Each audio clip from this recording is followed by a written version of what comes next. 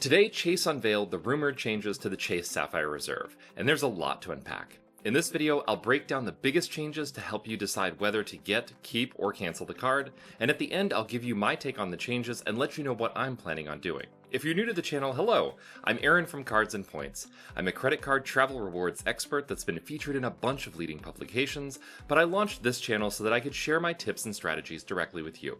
Okay, so let's get into it. First, the annual fee is jumping up from $550 to $795, making the Sapphire Reserve the most expensive mainstream premium travel credit card currently available in the US. And if you share your card with authorized users, each of your authorized user cards is going to cost you a lot more going forward. The card's authorized user fee will jump up from $75 a year to $195 per year per authorized user. If you currently have the card, this annual fee increase becomes effective on October 25th. So if your card renews before that date, you'll pay the old $550 annual fee for one more year. But if your card renews after then, you'll start paying $795 a year at your card renewal. If you apply for this card when the video releases, you should be able to lock in the lower annual fee for the first year, but if you apply after June 23rd, you'll need to pay the higher annual fee. And if you want to apply for this card, I'll post the best current sign-up bonus offer in the link in the description. Now, the annual fee isn't the only thing that's changing. Alongside the annual fee increase, Chase is making a bunch of changes to the Sapphire Reserve, so let's talk about those. Now, one question you might have, especially in light of Capital One's recent changes to the Venture X Lounge Access, is Chase cutting the lounge benefits on the Sapphire Reserve? Lounge Access is changing, but these changes appear to only be an expansion of the Lounge Access benefits that you'll get with the Sapphire Reserve. You'll still get access to Chase's Sapphire Lounge by the club, plus a Priority Pass Select membership. You'll still be able to bring up to 2 guests with you under both lounge programs, and your authorized user cards will also continue to get lounge access. But you'll also be able to access select Air Canada Maple Leaf lounges and Air Canada cafes when you have a boarding pass for a Star Alliance member flight. If you live in or frequently fly from a city where one of these lounges is available, this could be a measurable upgrade to the lounge access for you.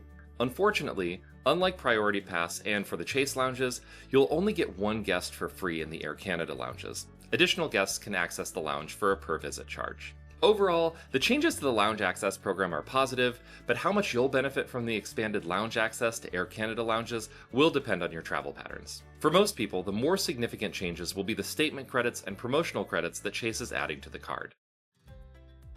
Now, the really big changes to the Sapphire Reserve are the numerous statement credits, promotional credits, and partner offers that Chase has added to the card. And these changes will make or break the value proposition for the card for you. Before I get into what's new, you'll be happy to know that the card's $300 annual travel credit is not changing. You'll still get up to $300 of statement credits automatically applied to your account when you charge a wide variety of travel purchases to your card. But Chase has added several hundreds of dollars of statement credits to the card, including up to $300 of credits when dining with Sapphire Reserve exclusive tables, up to $300 in promotional credits for DoorDash orders, up to $120 in credits for Peloton subscribers, up to $300 in annual statement credits for StubHub purchases, and up to $500 in statement credits for hotel stays booked with the edit. So let's take a look at each of these. The $300 of credits that you can get for dining with Chase Sapphire exclusive tables are similar to the Resi credits that you can earn with many American Express cards. But instead of monthly credits, the Sapphire Reserve credits come as up to $150 in credits semi-annually, which are more useful than monthly credits. However, the credits only apply to a collection of about 275 restaurants. When I published this video, Chase's website had a link to a page that looked like it was meant to be a list of participating restaurants, but the link wasn't working. So I think that the intent is that Chase will publish the list of participating restaurants, so that should make it easier to figure out if you're going to get value from this credit. Overall, the credit is likely to be highly valuable if you frequently dine at one or more of Chase's participating restaurants. But if you're not located in a major city, or if the list of restaurants doesn't match up with your dining preferences, the credit isn't likely to be of much value to you. The card's $300 in DoorDash credits aren't statement credits, and they are probably the most complicated credits to use. Each month, you'll receive 3 promotions that you can apply to your DoorDash orders. 2 $10 promotions for groceries or retail orders, and 1 $5 promotion that applies to restaurant orders. Now, these monthly promotions stack with the other discounts that you might have, but they don't stack with each other. So that means to maximize the credit, you'll need to make at least 3 separate DoorDash orders each month. In my view, this is overly complicated. Over the course of the year, that means 36 separate transactions if you want to maximize the value of this credit. But if you use DoorDash often anyway, there's a good chance that you can get a fair amount of value from this benefit. If you're a Peloton subscriber, the $120 in annual Peloton credits should be an easy win, since they apply automatically to Peloton memberships charged to your card. Although the credits are meted out as $10 monthly credits, you can set up your monthly subscription to be charged to your Sapphire Reserve and get the full value of this credit each year. Now, this benefit requires activation, which you'll be able to do through the Chase website or mobile app once the new changes to the Sapphire Reserve go live. If you go to live events and buy tickets from StubHub, you can get some value out of the $300 in annual StubHub credits. Like the dining credit, the StubHub credits are semi-annual credits, meaning that you can earn up to $150 in credits from January through June, and then another $150 in credits from July through December. Like the Peloton credits, you'll be able to activate this benefit through the Chase website or mobile app. And if you frequently buy tickets to live events through StubHub, these credits are likely to be a highly valuable benefit. But if you never go to live events, they aren't worth much. The Edit is Chase's analog to Amex Fine Hotels and Resorts, a curated collection of mostly luxury hotels offering a set of additional perks to card members. When you book a The Edit property, you'll get a $100 property credit, daily breakfast for two, and a room upgrade if available. Bookings with The Edit are only available to cardholders of certain Chase premium credit cards, including the Sapphire Reserve. With this refresh to the Sapphire Reserve, Chase has announced that you can earn a total of $500 in statement credits for booking with The Edit. Now, this credit is awarded as 2 semi-annual statement credits of $250 each, so you'll need to make at least 2 bookings with The Edit each year to maximize the value of the credit. How useful this credit ends up being will depend heavily on the hotels that Chase makes available through The Edit and how those hotels match up with your travel patterns.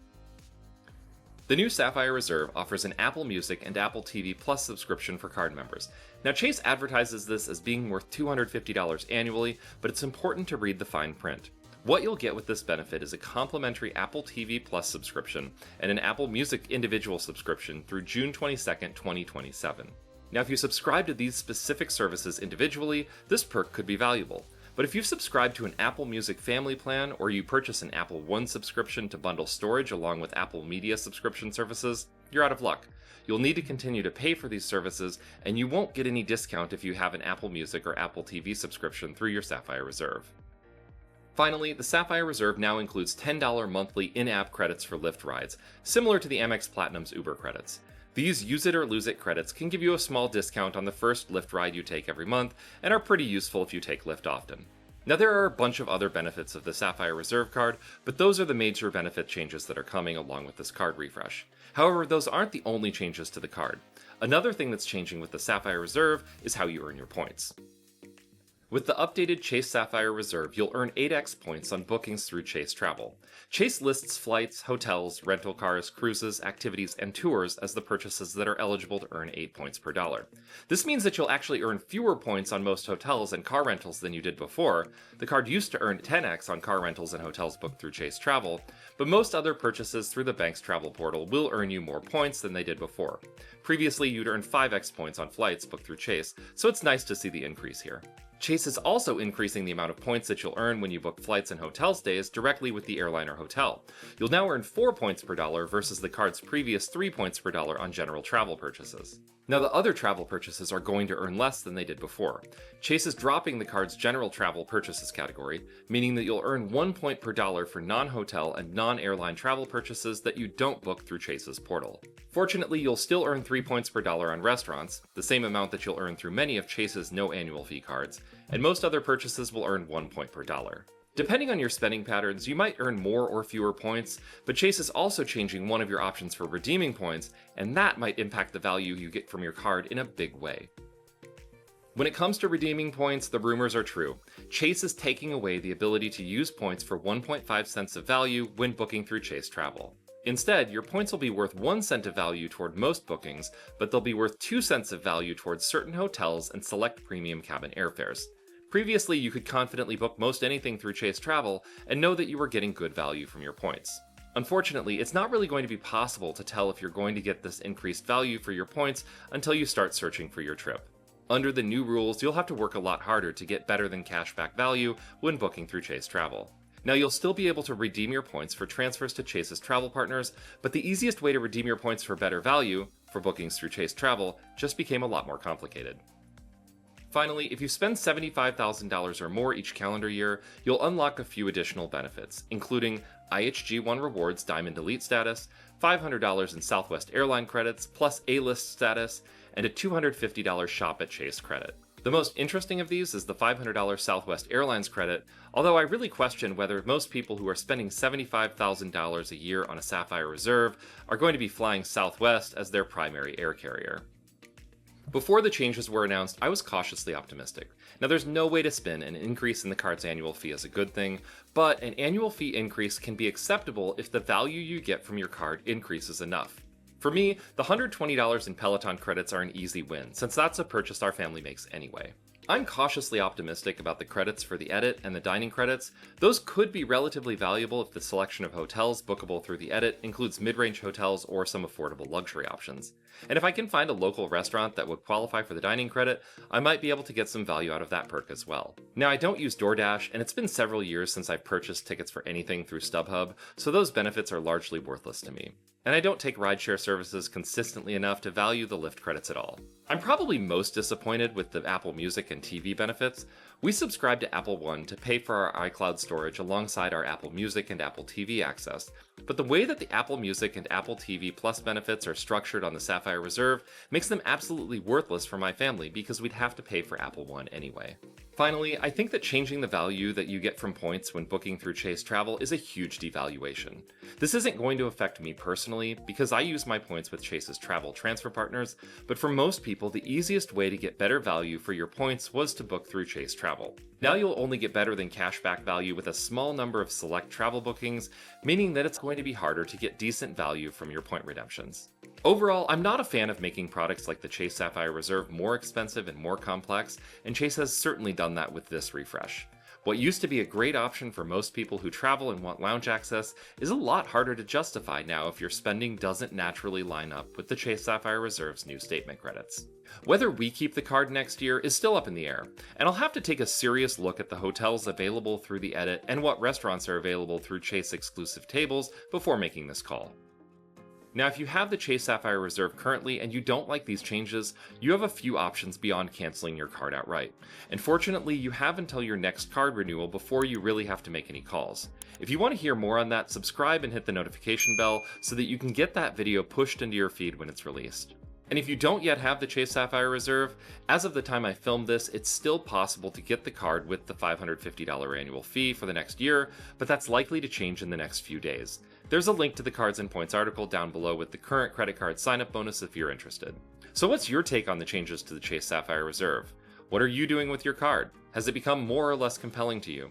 Let me know down in the comments and ask any questions that you have, and I'll try to get those answered for you. If you love credit card and travel rewards, check out one of these other videos. Thank you so much for watching, and I will see you again soon.